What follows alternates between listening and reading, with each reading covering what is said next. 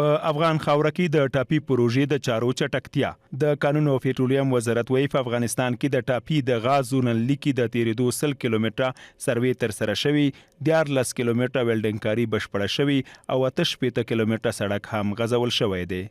تر اوسه پورې تقریبا 100 کیلومتره مسیر هغه سروې شوی او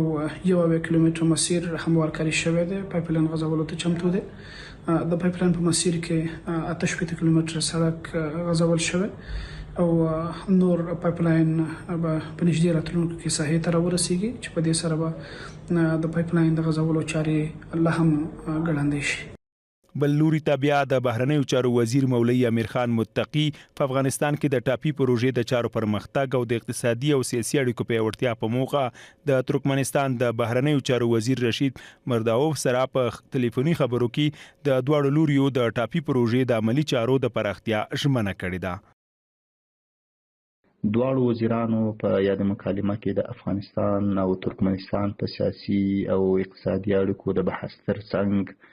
د ټاپي پروژې روانې چارې مثبتې وارزولې او په نږدې راتلونکي کې په بېلابېلو برخو کې د عملي همکاریو د پراختیا ژمنه وکړه.